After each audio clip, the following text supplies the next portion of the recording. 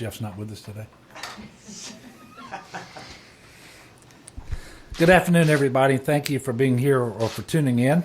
A few minutes ago, I completed the first remote meeting, virtual meeting, whatever you want to call it, of the Resilient Louisiana Commission, just to get them started and giving them some marching orders for the goals of the commission, which is a group of tremendous public servants and private sector leaders, really some of the best experts I think the state of Louisiana has to offer. And the group's work will be to prepare and guide the state through the ongoing response to the COVID-19 pandemic, specifically by looking at our economy and making recommendations for more resilient business-related activities and commerce as we move forward in a way that adequately balances the imperatives around public health and safety with increasing our economic activity, getting businesses open and people back to work as we are able to do so. What we hope to accomplish is a comprehensive economic game plan after quickly taking a deep dive into key sectors of the state's economy, how those sectors have been impacted by COVID-19, and how business-related activities can be safely re-energized both in the short term and in the longer term to ensure our overall success during this unprecedented time of difficulty and uncertainty. And in just a few minutes, I'll be taking part in another telephone conference, this time with the Resilient Louisiana Task Force leaders. So this press conference will hopefully be relatively short so that I can get to that call and not keep them waiting. And with that, we'll get to the numbers for today. I believe that we can say that we've reached a plateau on cases in Louisiana. Today we're reporting 404 new cases for a total of 25,258. Notably, with respect to cases, we are now number 5 in the nation in the per capita case count. We were number 3 for weeks, and in fact, yesterday we went to number 4. When Massachusetts got ahead of us, today we fell to number 5 because Connecticut also got ahead of us. I don't know if that says a lot of good things about our trajectory or some bad things about the other states' trajectories or both. But it is true that we were number 3 in the nation per capita cases for a long time. And over the last 2 days, we've actually fallen 2 spots. I'll take it as good news. We're also very sadly reporting 68 new deaths today for a total of 1,473. And it seems like just the other day we were here and we were talking about how we had gone over 1,000 cases. And now we're right at 1,500. I guess the best news from today's numbers for those who, like me, look for that silver lining, we have 1,747 patients hospitalized, 287 on ventilators. Now, obviously, that's not good news if you're one of those 1,747 or you're one of those 287. But relative to yesterday's count, both of those numbers have decreased. We're 51 less in the hospital today than we were reporting yesterday, and we're 10 less with respect to mechanical ventilator usage than we were yesterday. I've talked a lot about testing being our key to the phased reopening of our state, and really what's going to happen around the country as well. We're going to unveil more about that phased reopening over the coming days. But I want to be very clear that we have a goal in Louisiana. It's actually an imperative. It's not a goal to do much more testing here. It's our responsibility as a state to work with healthcare providers, local officials, our federal partners, with companies that manufacture and distribute the necessary things that we need for testing. We're going to be doing that. And it's not just a function of the lab capacity, whether it's in-state or out-of-state labs. You know, we've been talking a lot about LabCorp and Quest, for example.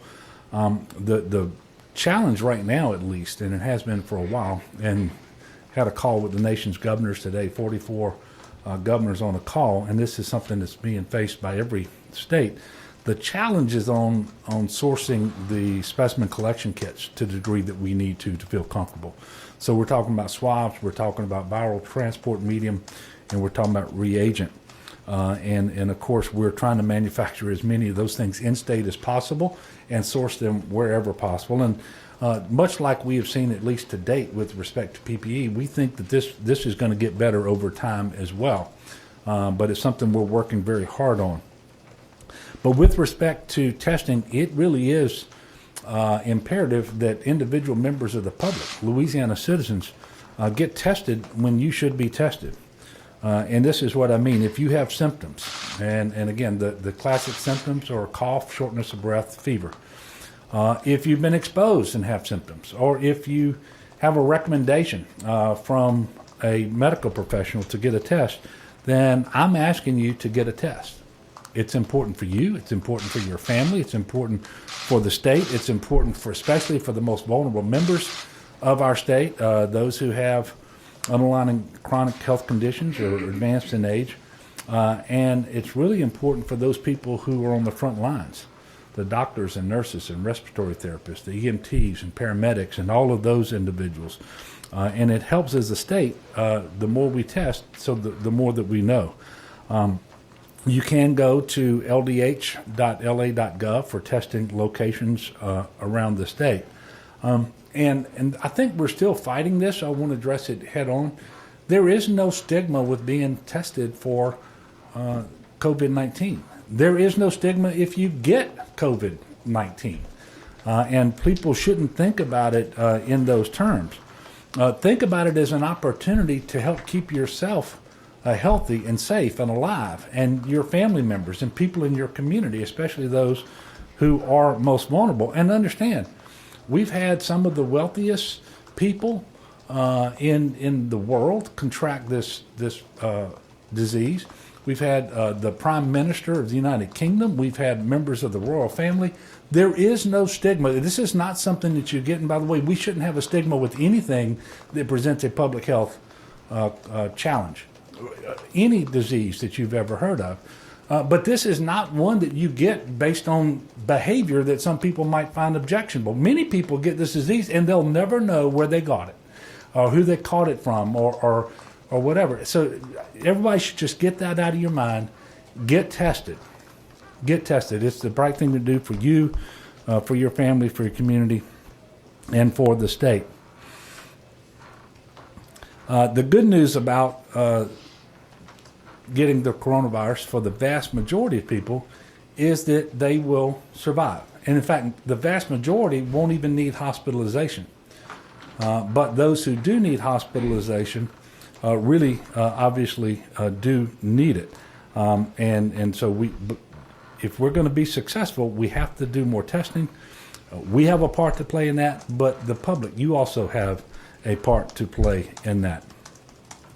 Most importantly, as we move forward and we open up the economy, what we do is going to be informed by the testing that we do and the ability to contact trace, to go back and make sure that everyone who came into contact with someone who subsequently tests positive during that period of time when that individual would have been expected to be shedding virus, to be contagious, we need to be able to call them.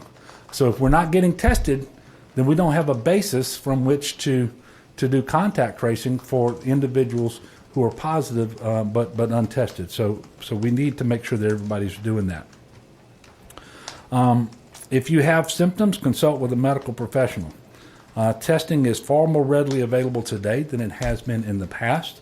If you need answers to any particular questions, please call 211 with those questions as it relates to testing.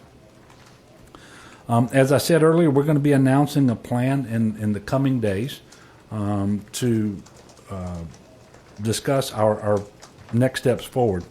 But nobody should think that we're in the clear today, because we're not. We're not even close. We know that we have a ways to go to make sure that we're on the proper trajectory. The plan that we have in place will remain in place at least until April the 30th, when it is scheduled to terminate, and that is the stay-at-home order, in minimizing travel and contact and and so forth, making sure we're practicing social distancing and hygiene. And by the way, many of these things are going to continue into the future regardless of what stage we're at until such time as we have a vaccine and we get fully back to normal, because there's going to be a new normal between now and then. When we move forward, it will be with a plan that is consistent with the recommendations, the guidelines that came from the White House Coronavirus Task Force, informed as it was by the CDC, by people like Dr. Birx and Dr. Fauci and others. And we obviously are still working on our plan, trying to figure out when we can implement it safely and what that plan will entail. But what we do know is, as I mentioned earlier, there will be a new normal for some time, not just for Louisiana, not just for the United States, but really for the world. And more social distancing will be required. Less physical contact is going to be required. The use of facial coverings and masks will be required. And I want to talk a little bit about face coverings. I know that there are some issues around that for children under 2 and for certain people with breathing challenges. But for everyone else, whether you have an underlying health condition or not, we really need you wearing masks when in public and in coming into contact with other people. Now, obviously, I'm not wearing one right now because I'm trying to talk and to be heard and to be understood. Neither is Dr. BU. But when we go out in public, we do wear masks. And I'm encouraging everyone else to do that as well. And for those members of the media who are here, starting tomorrow, you're going to be required to wear one to come into this room. Some of you have been doing that for a while. And I say this now because everybody needs to start preparing. Take the time that you have to make sure everyone in your family, in addition to yourself, has a face covering. Remember, you can buy them, you can make them. They don't have to be ornate or expensive. And unless you're a healthcare worker, you should not wear or purchase N95 or surgical masks because those remain in short supply, and we need to make sure they get to our frontline healthcare workers and first responders and others. What we're talking about is facial coverings that can be relatively simple and easy to make. We're going to have a lot more information for you going forward on that. But you can wear a scarf. I've seen folks who are especially creative make them out of T-shirts and other materials that you can find around the house. So I encourage you to begin that process now, getting for yourselves and for your family. And think of wearing a mask in public as just being polite to others. It's kind of like opening a door for them or saying good morning or whatever. It's being kind, it's being courteous, because when you wear a mask, you protect others. And when others wear masks, they protect you. So we're all in this together. And when we all wear masks, we're going to effectively protect one another, which is why I'm calling upon Louisiana to mask up. There's a little different guidance when it comes to gloves. Neither the CDC nor the Louisiana Department of Health recommends that individuals wear gloves. If you're not in a particular job where you've always worn gloves, you shouldn't do that. They can actually cause more harm than good. They'll give you a false sense of security, but a virus will live on a glove easier than live on the skin. And we're encouraging everybody to wash your hands frequently with soap and water. Use hand sanitizer when you can't do that. But what we see a lot of people who are unaccustomed to wearing gloves, if they start wearing gloves, then they stop washing their hands and they'll stop washing the virus off of the gloves, but they're going to use those hands with those gloves on them to touch their face and others and surfaces. And so they're really not recommended. And so we're asking people not to do that. Now, we got a couple of questions from the public that we'll try to get to today, and after that we'll take questions here in this room, and Dr. BU is obviously with me to answer medical questions and questions about testing, although I think I can answer Teresa's question from Shreveport. When asked to return to work, what safety precautions are in place for immune-compromised people, considering people can be asymptomatic and have COVID-19? By the way, that is a great question, and one of the real challenges with this particular virus, with COVID-19, is that some degree of people who have it are going to be asymptomatic. In fact, they may be asymptomatic the entire time that they have it, or only mildly symptomatic. They don't associate themselves with this disease, and they don't curtail their activities and so forth, and it makes it very, very difficult.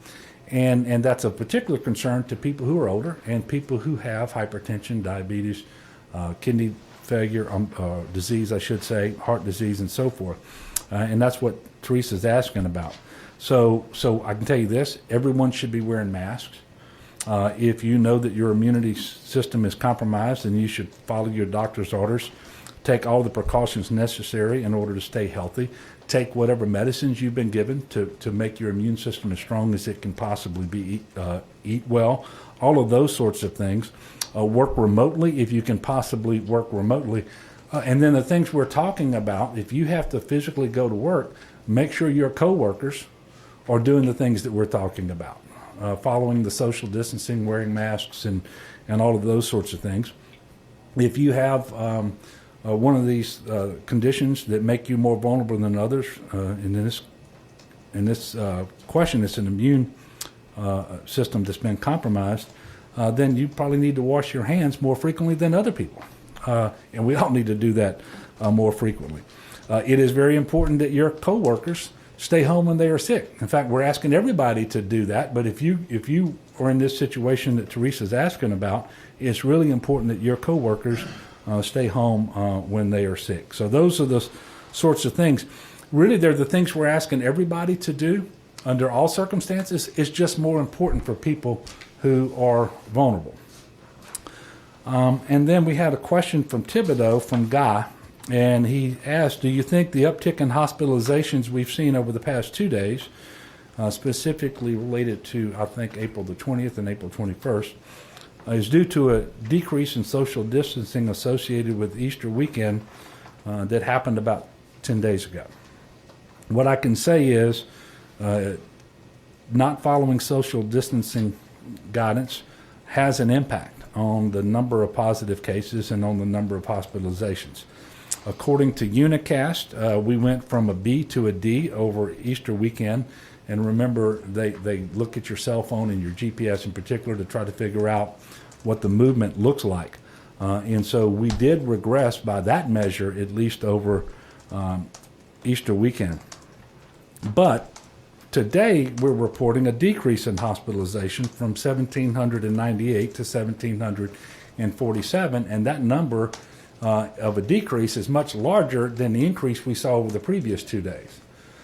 But to get back to the question, because it was specifically talking about Easter weekend, here we are day 10 or 11 from the Easter weekend. I'm not sure that we have seen yet whether we will have an uptick in the number of cases associated with that particular weekend and the behavior of the people in Louisiana, given how long it sometimes takes for this particular disease to manifest in symptoms that then cause people to be tested and become sick and all those sorts of things. So I don't think we really know yet. And before I take your questions, I'll ask Dr. Bigu if he had anything to add to either of those two questions. Okay. So with that, I'll take your questions. Greg? Delmer, you've mentioned many times over the last few days the 14-day requirements in order to be able to go into phase one of the reopening. So how many days does Louisiana have under its belt? On that particular metric? Yes, sir. I want to say we're approaching day 7. Is that? Yeah, we had a little bit of an uptick, 7 or 9. Yeah. So, and by the way, I've been speaking of it because this is part of the guidance we received last Thursday from the White House Coronavirus Task Force when the president and the vice president released their guidance to the states on transitioning into, I guess, what they would call reopening the country, and in our case, reopening the state with respect to our economy, getting more businesses open, getting more workers back to work, getting more consumers back into stores and restaurants and all of those sorts of things. And it's a phased approach. What you're talking about is what we call phase zero. It's those requirements that we have to meet.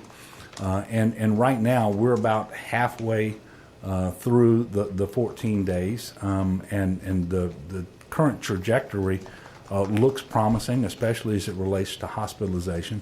And on the cases, they've actually plateaued. We do need to see them coming down. And on influenza-like illnesses that are being reported, we have a pretty good picture there as well. But it has to continue for the requisite 14-day period, which is why I'm unable to stand here and tell you with any certainty exactly what our timeline is going to be going forward. But the imperative might not mess up the 14. the imperative today is the same as it has been for weeks now, and that is to comply with the stay-at-home order, to maintain our approach to social distancing and our approach to hygiene so that we transmit fewer cases and we stay on the trajectory that we need to be on and actually have those numbers improve. And I'm sorry, Greg, you... No, sir, I'm sorry to interrupt. But I think you mentioned yesterday or Monday that it's 14 days taken as a body of work, like one blip might doesn't make you start I don't over. believe that every day in the 14-day period the numbers have to be better than the day before. But you have to be able to ascertain a clear and defined trend over the 14-day period. And it's just go back to when you were in school and you remember looking at all the graphs. In fact, we've been showing a lot of graphs in here at our press conferences. We just need the trajectory, the trend, to be positive over a 14-day period. Yes, sir. Yes, ma'am. I'm sorry. Governor, in some other states, they're starting discussions of ratcheting down or closing the temporary hospital facilities that they've set up. Is that something you're considering with the convention center at this point, or what are the plans going forward with that site? It is not something I'm considering with respect to the convention center because it's fully stood up in terms of the physical facility. It is not fully staffed. And we have made that investment. And quite frankly, we're not going to have conventions coming to New Orleans in the immediate future. And as we look at our modeling that comes from Johns Hopkins and other modeling that we've seen in addition to what we're producing here locally, we do see the possibility of an uptick in the future that would really threaten our ability to deliver health care. So what we have done, based on what we believe we will experience in the future, is we have not gone forward in the Sheraton Hotel or the Hyatt Hotel. We do have the personnel housing unit, the PHU as we call it, that can house about 250 people across the street from the Memorial Convention Center. In all likelihood, we will not be renewing that contract. So that capacity will go away. But then I also want to remind you that what we have at the Memorial Convention Center is available not just for surge capacity in Region 1, which is the New Orleans Jefferson Parish region, but if we needed to in the future, it could serve as surge capacity for Region 3 in Houma, Thibodaux area, and the river parishes, and even Region 9 on the North Shore. So we've already made that investment, and given the modeling, we think the prudent thing is to hold on to it, leave it in place. We have a census today of about 100 in the Memorial Convention Center, and that will probably be relatively stable going forward. Yes, sir.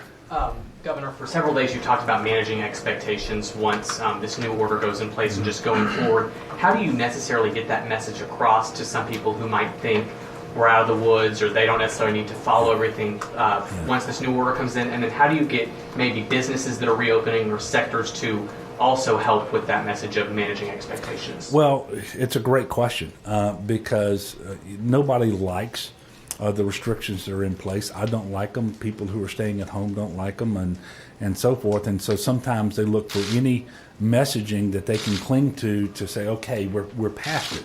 That's just not going to be the case until we have a vaccine. Not only do we not have a vaccine, we don't have an effective therapeutic treatment.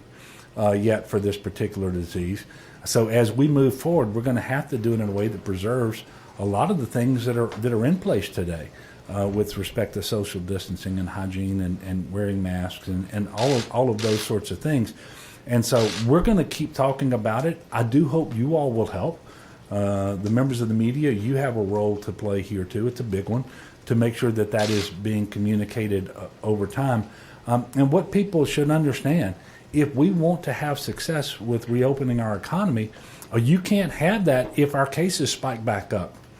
And remember a month ago, and that may not be the precise date because I lose track of time and we're doing this every single day, but it was about a month ago we were reporting the highest case growth in the world. You get back to numbers even approaching that, and there is no way to successfully reopen your economy. When are you going to get the next convention to come to New Orleans? You know, how are you going to get people to feel safe enough to go out and eat again? And so we all have a role to play if we're going to protect public health, and protecting public health is necessary to reengage the economy. You know, I hear people say, and look, it's not that I'm overly sensitive on this. I'm the governor, I make decisions and so forth. People say, well, the stay-at-home order has had a adverse impact on the economy. I'll accept that.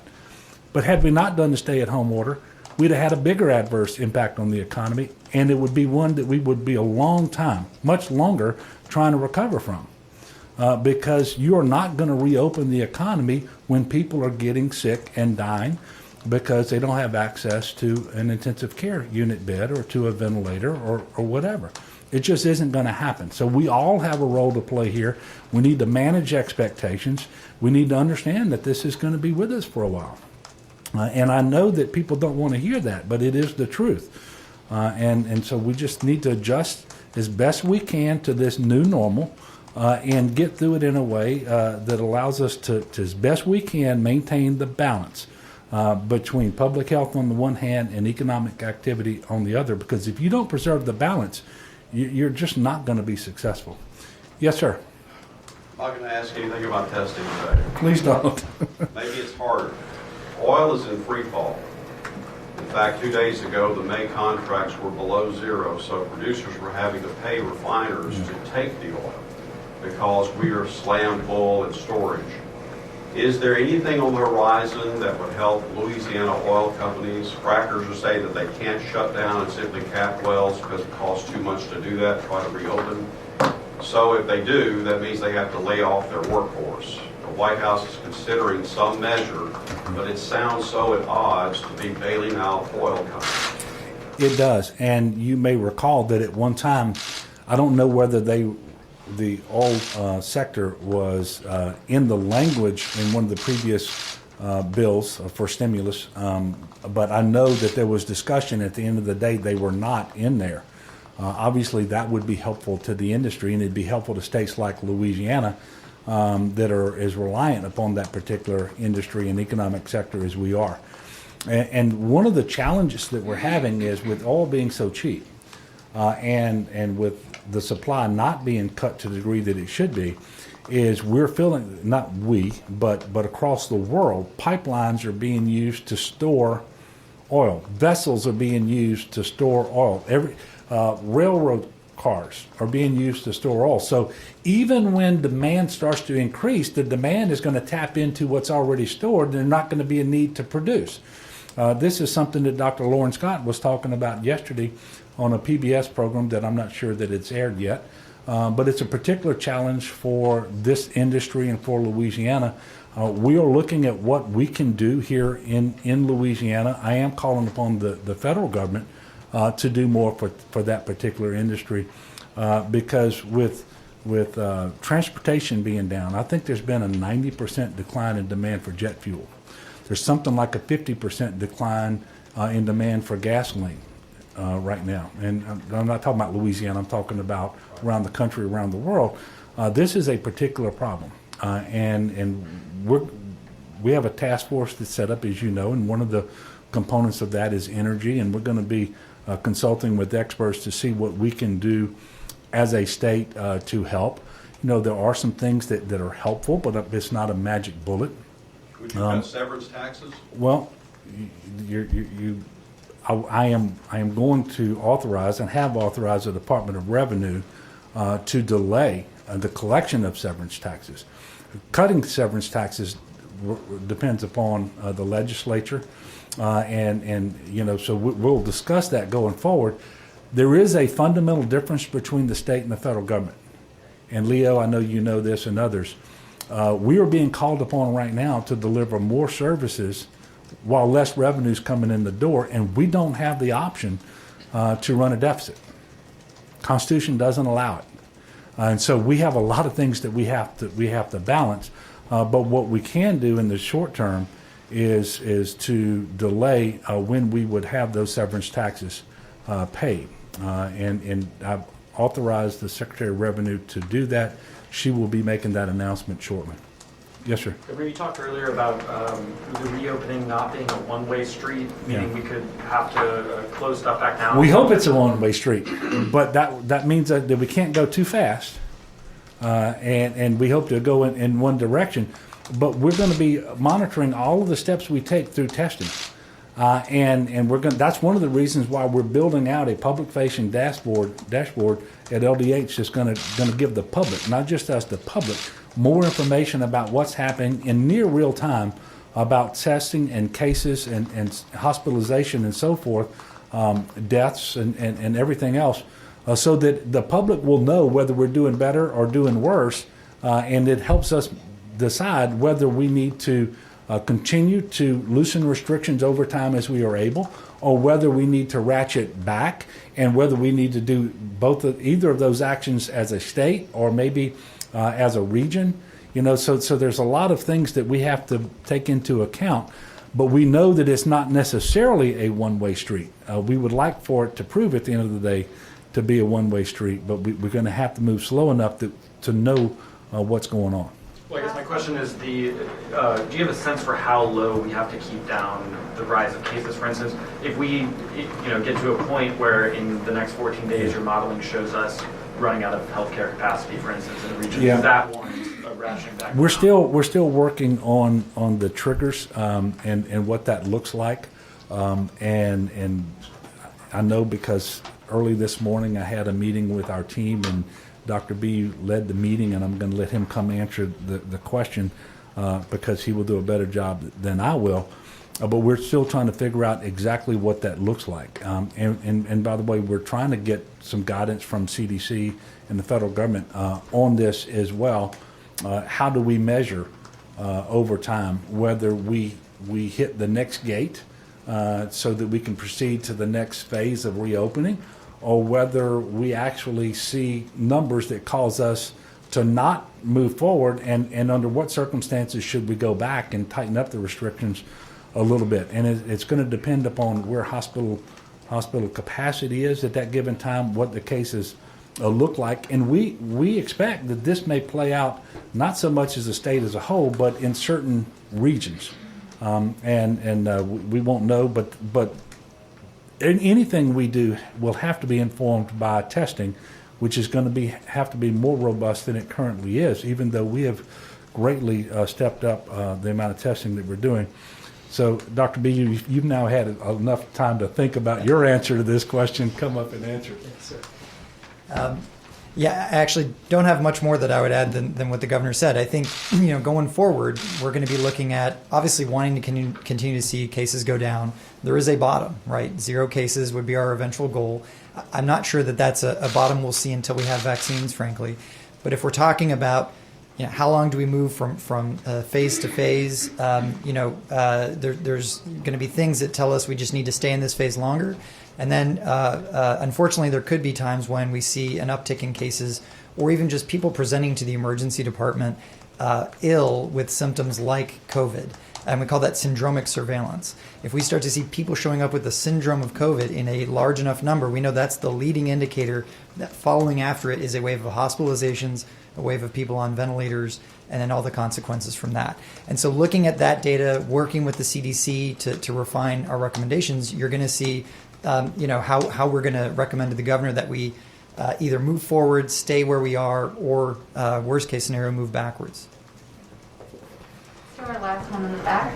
And to expound on that a little bit before we get to the last question, as we get to the fall, and I think you heard Dr. Redfield talking about this yesterday, when we get back into the next flu season, people who present with the flu are going to demand the same resources from the medical community as people who present with COVID-19. And the good news is mitigation measures that are effective against COVID-19 are also effective against the flu. But what you don't want is both of these things taking place in the state of Louisiana unchecked, because then you're going to present a tremendous difficult challenge to the medical community to meet the needs of our people. So and so when we get into October and November, for example, then measuring the syndromic presentations to our healthcare providers, that's going to become even more important. It's going to be important throughout, but it's going to be even more important as we approach the next flu season. So we have one more question. Yes, sir. You mentioned the Unicast scoreboard with the grade for our social distancing. We're at a C now, which is great compared to the D that we once had. Any concern about that? Well, what part does this grade play in decision making? And any concern with that grade possibly dropping with what seems to be more cars on the road now, and our neighbors Texas reopening and people from there possibly coming here? Yeah, you know, the grade, we won't be making our decisions so much on the grade that we get. It's going to be informed by the things we mentioned. What is our hospital capacity? What is our case count with respect to COVID-19? How many people are presenting with these influenza-like illnesses to healthcare providers over certain windows. So that's going to inform our decision making. But to the extent that these grades are accurate, they predict that we would see an upsurge in cases the less disciplined we are with our social distancing and our staying at home and so forth. And so they don't directly play a role in our decision making, but they indirectly play a role in the decision that we are likely to make if in fact a worse grade does translate, as we fear that it will, into more cases. Now, obviously, you know, we have interstate commerce. We're going to have I-20 and I-10 and I-55 and I-49. They're all going to stay open, and we're going to have people moving from north to south and east to west. Anytime you do that, you run the risk of having people transmit the virus who otherwise wouldn't if they had stayed wherever they were going to be. That's just part of our society, and we're, you know, we understand that. But we believe if we have the ability to robustly test and then to quickly follow up with the contact tracing that we need to do, that we're going to be successful. But we're still, you know, we're talking about the future, and it's important that we do that because we're trying to manage expectations. But most important message today is we're not in the future yet. We're still in today. We need to make sure that we are achieving the case count numbers that we're looking for on that downward trajectory, that we're not having more people go into the hospital. And certainly we don't want to keep having to report these large number of deaths that we're reporting every day. Even though we know they are a lagging indicator, those are real people. And you know, that is tragic. And we don't want to keep having those reports. So everybody doing what we're asking to do is incredibly important for all those reasons. So thank you all for being here again today. I would ask the people of Louisiana to continue to be patient, continue to be focused and resolute. I know how resilient we are, and I know that we're going to get through this. And I would ask you to continue to lift one another up in prayer, especially those family members of people who have died as a result of this, and it's especially our first responders who are challenged in ways. I say first responders, our healthcare professionals who are challenged in ways that they probably never imagined, and they are real heroes in this. They're being very selfless, and we're all much better off for it. So let's remember them in our prayers and be thankful for them. I know that I am thankful for all of them. God bless you.